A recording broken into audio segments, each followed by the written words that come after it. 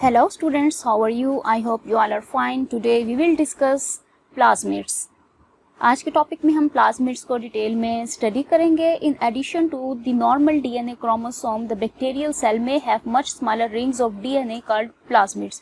अब अगर बात की जाए एक नॉर्मल डीएनए क्रोमोसोम्स की, जो बैक्टीरियल सेल है उसके पास जो है स्मॉलर रिंग्स हैं डीएनए के, जिनको क्या कहेंगे, प्लाज्मिड्स बोलेंगे.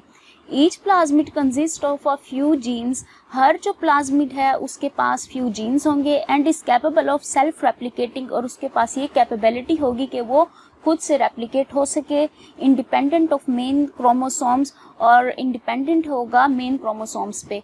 There are certain plasmids that provide resistance to cells against antibiotics और डिसइंफेक्टेंट्स. और जो कुछ प्लाज्मिड्स हैं वो प्रोवाइड करते हैं रेजिस्टेंस सेल्स की, किसके खिलाफ, एंटीबायोटिक्स और डिसइंफेक्टेंट्स के खिलाफ.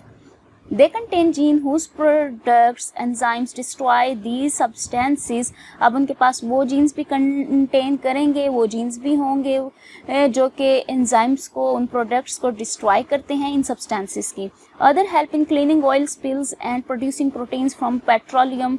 अब ये क्या करेंगे कि जो क्लीन कर देंगे ऑयल स्पिल्स हैं, और इसके अलावा जो प्रोड्यूसिंग प्रोटीन फ्रॉम पेट्रोलियम, और जो पेट्रोलियम से प्रोटीन प्रोड्यूस हो रही है उसको भी क्लीन कर देंगे. There are the certain plasmids that are capable of integrating into bacterial DNA chromosomes. They are called episomes. अब इनके पास सर्टेन प्लाज्मिड्स हैं जिनके पास कैपेबिलिटी है इंटीग्रेट करने की, किसके अंदर, बैक्टीरियल डीएनए क्रोमोसोम में, और इनको हम क्या कहेंगे, ये क्या है, एपिसोम्स हैं. And the next is spores and cysts. Bacteria produce resistant bodies called spores either within the cells, endospores, or external to the cell, exospores. अब जो बैक्टीरिया हैं ये प्रोड्यूस करते हैं रेजिस्टेंस बॉडीज जिनको कहते हैं स्पोर्स. स्पोर्स क्या है, रेजिस्टेंस बॉडीज हैं बैक्टीरिया की, जो अगर सेल के अंदर होंगी, विद इन द सेल होंगी तो वो एंडो होंगी, एंडोस्पोर्स, और अगर एक्सटर्नल टू द सेल होंगी एक्सोस्पोर. एक्स मीन एग्जिट, बाहर की तरफ, एक्सोस्पोर्स जो एक्सटर्नल बाहर की तरफ होंगी. For example in bacillus and clostridium species. अब ये किन में पाई जाएंगी, बैसिलस और क्लोस्ट्रोडियम स्पीशीज में. These can resist heat, desiccation and radiation and help to overcome unfavorable growth conditions. अब इनका मेन फंक्शन क्या है, ये रेजिस्टेंस प्रोड्यूस करेंगी हीट, डेसिकेशन और रेडिएशन के खिलाफ, और हेल्प करेंगी कि ये ओवरकम कर सकें अनफेवरेबल ग्रोथ कंडीशंस में भी. At the advent of favorable conditions, the spores germinate to form a new cells. अब जब कंडीशंस फेवरेबल होंगी तो ये जो स्पोर्स हैं ये जर्मिनेट कर जाएंगे न्यू सेल्स में. In some bacteria, for example, Azotobacter, whole cell develops into a thick-walled resistant body called cyst.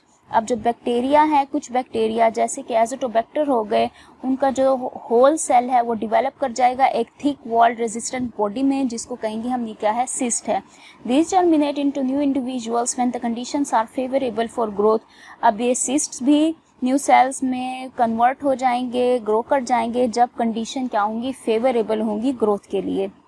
And the last organelle is gas vacuole.